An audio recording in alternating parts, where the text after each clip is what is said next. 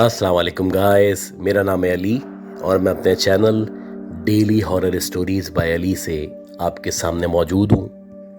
मैं उम्मीद करता हूँ आप लोग दुनिया में जहाँ पे भी मौजूद हैं खैरियत से हैं, खुश हैं और आपकी ज़िंदगी ज़बरदस्त गुजर रही है। गाइस, अगर आपने किसी भी वजह से मेरे चैनल को सब्सक्राइब नहीं किया तो मैं आपसे रिक्वेस्ट करता हूँ कि इसको सब्सक्राइब कर लें। हो सके तो अपने सर्किल में, अपनी कम्युनिटी में इस चैनल को शेयर करें। अगर आप अपनी स्टोरी शेयर करना चाहते हैं, आप व्हाट्सएप कर सकते हैं, ईमेल कर सकते हैं या अपनी आवाज़ में रिकॉर्ड करके शेयर कर सकते हैं। गाइस, आज की ये जो पहली स्टोरी है ये बहुत ही वियर्ड स्टोरी है, बहुत ही स्ट्रेंज स्टोरी है। और ये स्टोरी मैंने बेसिकली जब मैं थोड़ा सा स्टडी कर रहा था तो मैंने इंटरनेट पे इस स्टोरी को पढ़ा था। ये स्टोरी ऑस्ट्रेलिया के जंगलात की स्टोरी है और ये तकरीबन 1980-81 की बात है। कुछ दोस्त थे, उन लोगों ने ये डिसाइड किया कि क्यों ना हम लोग जो है फॉरेस्ट में जाएं, वहाँ जाके हाइकिंग करें या कुछ टाइम वहाँ पे स्पेंड करें। जैसे कि नॉर्मली ऑस्ट्रेलिया में आज भी हुआ करता है कि लोग हाइकिंग के लिए मुख्तलिफ जगहों पे जाया करते हैं। तो वैसे ही ये 4-5 फ्रेंड्स थे और एज पर प्लान ये लोग अपने घर से निकले। इनका यही इरादा था कि 1 से 2 दिन ये वहाँ पे स्पेंड करेंगे और वापस फिर अपने अपने घरों को चले जाएंगे। जब ये लोग अपनी डिजायर्ड जगह पे पहुंचे, वहाँ जाके इन्होंने कैंप लगाए। तो वहाँ बैठ के सबसे पहले इन लोगों ने खाना खाया और जब ये लोग खाना खा के फ्री हुए तो दोपहर के तकरीबन 2 या 2:30 बजे का टाइम था। अब इन लोगों ने डिसाइड किया कि क्यों ना जो सराउंडेड एरिया है, जो भी फॉरेस्ट है, वहाँ पे एक्सप्लोर किया जाए। और इन लोगों ने आपस में ही डिसाइड कर लिया कि किसी भी तरह रात के तकरीबन 7 या 8 बजे तक हम सब इसी पॉइंट पे वापस आ जाएंगे। अब ये जो लोग थे, इन्होंने अपना पूरा होमवर्क किया हुआ था। इन सब के पास ऑलरेडी मैप्स मौजूद थे और बहुत कम चांस था कि ये लोग आगे पीछे गुम हो जाएं। खैर, ये जो जितने भी दोस्त थे ये सारे के सारे मुख्तलिफ डायमेंशंस में 1-1, 2-2 के ग्रुप बना के एक्सप्लोर करने के लिए रवाना हो गए। अब इन दोस्तों में जो एक दोस्त था जिसका नाम जैक था, उसने ये डिसाइड किया कि वो अकेला ही एक बिल्कुल डिफरेंट डायमेंशन में जाएगा। वो नहीं चाहता था कि वो किसी के साथ जाए और उसको किसी की बातें माननी पड़े। इसका जो मिजाज था ये अपने दोस्तों से बहुत ज़्यादा डिफरेंट था और ये कोशिश किया करता था कि कुछ अलग करे। खैर, ये जितने भी दोस्त थे ये मुख्तलिफ डायमेंशंस में जाके एंजॉय करने लगे और वहाँ जाके जो साइटनिंग थी, ये जो भी नज़ारे थे, उनसे महजूज होने लगे। इसी तरह टाइम गुजरता रहा और बिलाखिर वो वक्त आ गया जिस वक्त पे सबको उसी पॉइंट पे या उस कैंप के पास वापस आना था। एक एक करके जितने भी लोग थे सारे के सारे आ चुके थे, लेकिन काफी इंतजार के बावजूद जैक अब तक वापस नहीं आया था। ये लोग समझे कि हो सकता है कि वो थोड़ी देर में आ जाए, लिहाजा इन लोगों ने भी 1 से 1.5 घंटे तक मजीद वेट किया। इसी तरह टाइम गुजरते गुजरते जब रात के तकरीबन 12 बज चुके तो अब इन लोगों को थोड़ी सी परेशानी शुरू हुई और ये लोग सोचने लगे कि बिलाखिर ये अब तक वापस क्यों नहीं आया है। क्योंकि ये एक जंगल में मौजूद थे, इनके चारों तरफ गहरे जंगलात थे और मुसलसल जंगली जानवरों की ये अजीब सी आवाजें सुनाई दे रही थी। इतने अंधेरे में, इतनी रात में जैक का अकेला जंगल में मौजूद होना किसी खतरे से खाली नहीं था।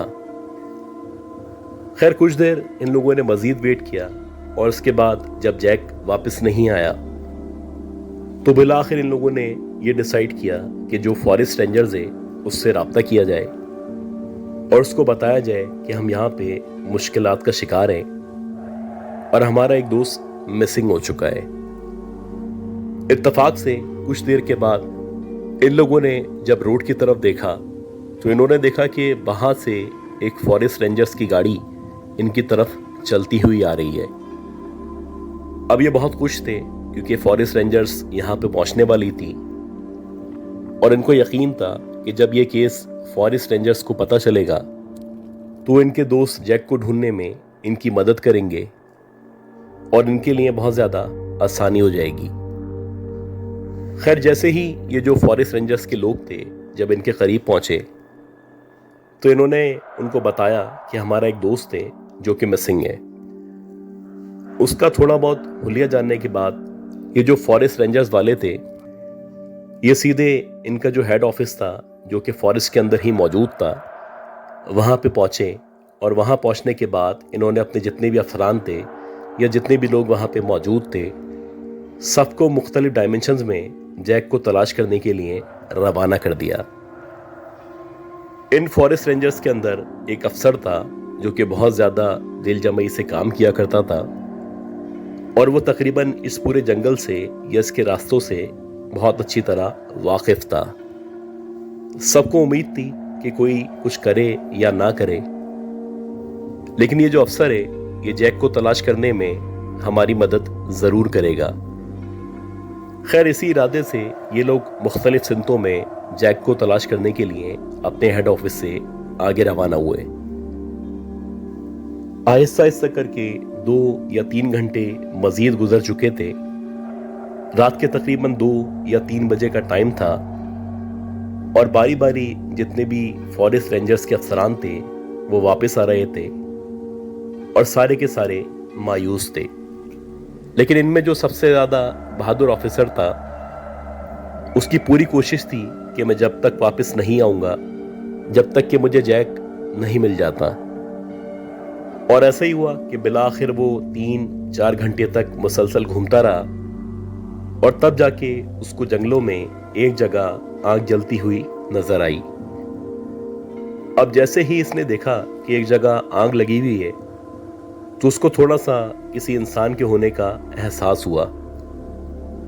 अब ये फौरन से अपनी गाड़ी को लेके उसके करीब पहुंचा तो उसने देखा कि जहां पे आग लगी हुई है उस आग के सामने एक लड़का बैठा हुआ है जिसने बिल्कुल वैसे ही कपड़े पहन रखे हैं, उसकी वैसी ही शक्ल है और वैसा ही हेयर स्टाइल है जैसा कि जैक के बारे में बताया गया था। अब इस अफसर ने जब जैक को देखा तो उसने सबसे पहले उसको अप्रोच किया और उसको कहा कि तुम यहाँ पे बैठे हुए हो, तुम्हारे सारे दोस्त हमारे फॉरेस्ट रेंजर्स वाले सारे के सारे तुम्हें तलाश कर रहे हैं। अब तुम चलो मेरे साथ गाड़ी में बैठो ताकि मैं तुम्हें तुम्हारे दोस्तों तक छोड़ सकूं। जब इस अफसर ने जैक को इस तरह से कहा तो वो जो जैक था वो बजाय इसके कि खुश होता या खुशी का इजहार करता वो मुकम्मल तौर पे खामोश था और ऐसा लग रहा था जैसे कि ये वापस नहीं जाना चाहता। इस अफसर ने पहले तो प्यार से बातचीत की और जब इसको लगने लगा कि जो जैक है ये किसी भी तरह प्यार से नहीं जाने वाला तो इसने क्या किया कि इसने उस जैक को उसके दोनों हाथों में हथकड़ी बांध दी और हथकड़ी बांधने के बाद अपनी गाड़ी के अंदर पीछे बैठा दिया। यह बड़ा हैरान था कि जैक किस तरह से बिहेव क्यों कर रहा है। हालांकि इसको तो खुश होना चाहिए कि मैं इसको इसके दोस्तों के पास वापस ले आ रहा हूं। अब क्योंकि ये जितने भी रास्ते थे सारे के सारे रास्तों से ऑलरेडी वाकिफ था तो उसको पता था कि इसको हेड ऑफिस पहुंचने में मुश्किल से 20 या 25 मिनट मजीद लगेंगे। रात के तकरीबन 4-4:15 बजे का टाइम था और अभी उजाला होने में 2 से 2.5 घंटे बाकी थे। खैर, जब ये खुशी खुशी जैक को लेके अपने हेड ऑफिस के करीब पहुंचा तो ये फौरन से गाड़ी से उतरा और सामने जो अफसरान खड़े हुए थे ये उनके पास गया। अब जब ये उन अफसरान के पास गया और उनसे कहने लगा कि देखो मैंने जैक को बिलाखिर तलाश कर लिया है और वो पीछे इस गाड़ी के अंदर बैठा हुआ है, लेकिन मैं हैरान हूं कि जब जैक मुझे नजर आया था या मैं जैक को नजर आया था तो उसने जरा सी भी खुशी का इजहार नहीं किया था। अब इसकी बातें सुनने के बाद वो जो अफसरान थे वो मुस्कुरा रहे थे और वो कह रहे थे कि क्या तुम हमारे साथ मजाक कर रहे हो। जब उन्होंने इस तरह से कहा तो ये कहने लगा कि मैं आपके साथ मजाक क्यों करूंगा। वो अफसरान कहने लगे कि जरा हमारे साथ अंदर आओ। अब जैसे ही ये जो फॉरेस्ट रेंजर वाला था अपने दूसरे अफसरान के हमरा थाने के अंदर या जो भी इनका हेड ऑफिस था उसके अंदर दाखिल हुआ, तो इन्होंने एक आदमी की तरफ इशारा किया। इन्होंने कहा कि ये जो सामने खड़ा हुआ है ये जैक है। अब जब इस फॉरेस्ट ऑफिसर ने उस जैक को देखा तो उसकी शक्ल या उसके कपड़े हूबहू वैसे ही थे कि जिस तरह के जैक को अभी कुछ देर पहले इसने पकड़ के हथकड़ी लगाई थी, और ना सिर्फ हथकड़ी लगाई थी बल्कि अपनी गाड़ी में पीछे की तरफ बिठा दिया था। यह बड़ा हैरान था कि अगर ये जो सामने लड़का खड़ा हुआ है ये जैक है तो इसका ही हूबहू, इसका ही हमशक्ल जो पीछे गाड़ी में बैठा हुआ है, बिला आखिर वो कौन है। बहरहाल ये अपने साथ जो अफसरान थे उनको लेके गाड़ी की तरफ आया और उसने कहा कि तुम लोग मेरे साथ चलो। मेरी गाड़ी में भी जैक का ही हमशक्ल बैठा हुआ है और उसका जो हुलिया है या उसके जो कपड़े हैं वो बिल्कुल वैसे ही हैं जैसे कि उस जैक के हैं जो इस वक्त हमारे हेड ऑफिस के अंदर मौजूद है। अब ये सुनने के बाद वो जो अफसरान थे वो इसके साथ जब गाड़ी की तरफ बढ़ने लगे और बिला आखिर जैसे ही इन लोगों ने गाड़ी का गेट खोला तो पीछे की साइड पे न जैक मौजूद था, न जैक का नामो निशान मौजूद था। जो हथकड़ियां उसने जैक को लगाई थी वो हथकड़ियां पीछे की सीट पे पड़ी हुई थी। हालांकि इसको अच्छी तरह याद है, इसने अपनी सेंसेस में जंगल में एक जगह जहां पे आग लगी हुई थी वहां से जैक के ही हमशक्ल को अपने साथ गाड़ी में बिठाया था। ये फॉरेस्ट रेंजर्स की तारीख की सबसे बड़ी अनसॉल्व मिस्ट्री थी जिसका आज तक फॉरेस्ट रेंजर को या ऑस्ट्रेलिया में जितने भी लोग हैं उनको कोई जवाब नहीं मिल सका। वाकई में कभी कभी आपकी जिंदगी में कुछ इस तरह के वाकयात पेश आते हैं जिनके ऊपर आप जितना गौर करें वो आपकी समझ से बाहर हुआ करते हैं।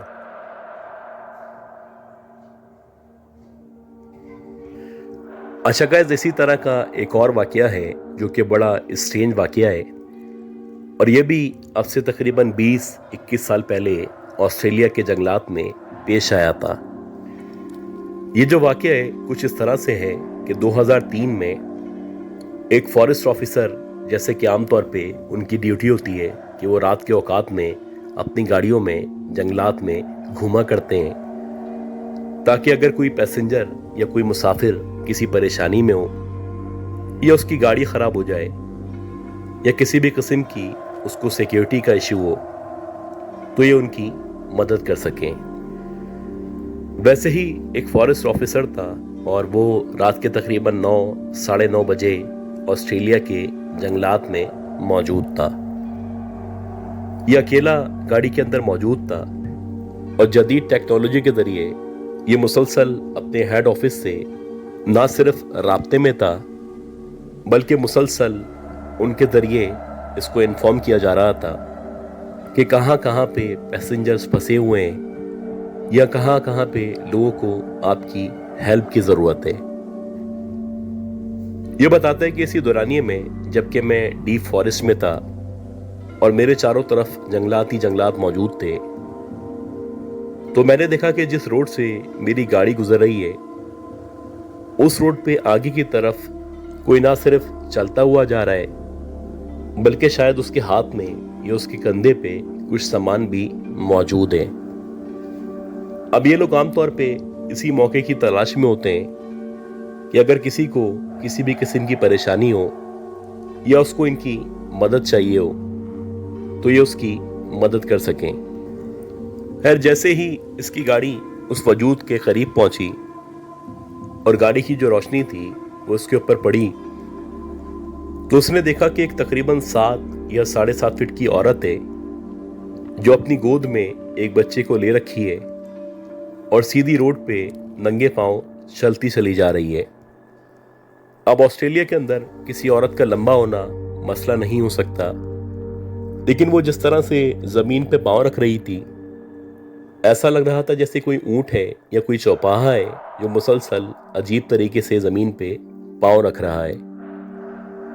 इसके साथ साथ उसका जो हुलिया था या उसके जो कपड़े थे, उनको देख के ऐसा लग रहा था जैसे कोई जंगली औरत है जिसने शायद जिंदगी में कभी शहर की तरफ रुख नहीं किया। बहरहाल जैसे जैसे वो इसके बिल्कुल बराबर में पहुंचा, तो इनकी ड्यूटी होती है कि अगर किसी को ये पैदल चलता हुआ देखते हैं तो उनकी जिंदगी की हिफाजत के लिए ये उनको आगे तक छोड़ दिया करते हैं। खैर, जब इसने गाड़ी बिल्कुल उस औरत के बराबर में जाके रुकी तो इसने उससे बोला, एक्सक्यूज मी, मैं आपकी क्या मदद कर सकता हूं? आप बताएं कि आपको मेरी मदद की जरूरत है। अब जैसे ही इसने ये सारे सवाल किए तो बजाय इसके कि वो जो औरत थी वो रुकती, इससे बातचीत करती या इसको अपना मसला बयान करती, वो मुसलसल अजीब तरीके से मजीद आगे चलती चली गई। इसी दौरानिये में ये बताता है कि इसकी जो स्क्रीन थी या जो भी ये टेक्नोलॉजी यूज कर रहा था, उस टेक्नोलॉजी के जरिए इसके हेड ऑफिस की तरफ से इसको एक तस्वीर मौसूल हुई। और जैसे ही उसको तस्वीर मौसूल हुई तो एक फॉरेस्ट ऑफिसर ने इन सबको इन्फॉर्म किया था कि मैंने अभी एक औरत को इस तरह के हुलिये में देखा है और मैंने उसकी तस्वीर भी खींची है। वो बहुत ही लंबी सी, बहुत ही अजीब सी औरत है जिसकी गोद में एक बच्चा भी मौजूद है। जब मैंने रुक के उससे उसकी हेल्प करने की कोशिश की या उसके बारे में जानने की कोशिश की तो वो उस फॉरेस्ट ऑफिसर की आंखों के सामने सामने एकदम से ना सिर्फ जंगल के अंदर दाखिल हुई, बल्कि अजीब तरीके से वो ना सिर्फ दरख्त के ऊपर चढ़ गई, बल्कि देखते ही देखते वो एक दरख्त से दूसरे दरख्त पे लटकती हुई या कूदती हुई आगे बढ़ती चली गई। अब क्योंकि इनके पास जो टेक्नोलॉजी मौजूद थी वो उस वक्त के हिसाब से भी जदीद तरीन टेक्नोलॉजी थी। खैर, जैसे ही उसने इस तस्वीर को देखा तो उसको ऐसा लगा कि ये जो औरत बिल्कुल मेरे बराबर में से ये मेरे आगे चल रही है, इसका भी हुलिया वैसा ही लगता है जिस हुलिये की औरत की तस्वीर भेजी गई है। अच्छी बात यह थी कि जब इसको ये तस्वीर भेजी गई थी या ये मैसेज इस तक पहुंचाया गया था तो ये इस तस्वीर को देखते ही पहले से ही विजिलेंट हो चुका था और उसको अंदाजा था कि अगर मैंने कोई एबनॉर्मल हरकत की तो हो सकता है ये जो औरत है ना सिर्फ मुझे नुकसान पहुंचाए बल्कि शायद मेरी जान भी जा सकती है। खैर, इसने अपनी जो स्पीड थी या जो गाड़ी बिल्कुल बराबर में औरत के चल रही थी उस स्पीड को कम किया और सिर्फ गाड़ी की लाइट की रोशनी में उस औरत के ऊपर गौर करने लगा। यह बताता है कि अभी मैं उसके हुलिये पे या उसके कपड़ों पे गौर कर ही रहा था कि एकदम से ये जो औरत थी ये पलटी, और जैसे ही ये पलटी तो इसने देखा कि इसकी जो आंखें हैं वो लाल शोलों की तरह चमक रही हैं और एक अजीब सा गुस्सा है जो उसके चेहरे पे मौजूद है। वो बहुत ही गुस्से के आलम में न सिर्फ इसकी तरफ देख रही थी बल्कि कुछ देर तक इसको देखने के बाद उसने वैसे ही एकदम से दरख्तों के ऊपर बच्चे के हमरा चढ़ना शुरू किया और इस फॉरेस्ट ऑफिसर की आंखों के सामने सामने एक दरख्त से दूसरे दरख्त पे कूदती हुई इसकी आंखों से ओझल हो गई। और ये जो कुछ हुआ था कुछ सेकंड्स के अंदर हुआ था और इस फॉरेस्ट ऑफिसर की समझ ही नहीं आ रहा था कि इसके साथ हुआ क्या है। काफी देर तक सकते में रहने के बाद जब ये जो फॉरेस्ट ऑफिसर था इसकी समझ में आया तो ये अपनी गाड़ी को दौड़ाता हुआ इस एरिया से दूर निकल गया। गाइस, उम्मीद करता हूं ये जो 2 स्टोरीज मैंने शेयर की हैं ये दोनों की दोनों स्टोरीज आप लोगों को पसंद आई होंगी। अगर आप लोगों को ये स्टोरीज पसंद आई हैं तो प्लीज़ अपनी भी स्टोरी शेयर करें। इसके साथ साथ दुआ करें कि अल्लाह ताला मुझे, मेरी फैमिली को, हम सबको, आप सबको सेहत वाली, तंदुरुस्ती वाली और कामयाबी वाली जिंदगी अता फरमाए। अगली अपलोड तक के लिए अपना ख्याल रखिएगा। अल्लाह हाफिज़।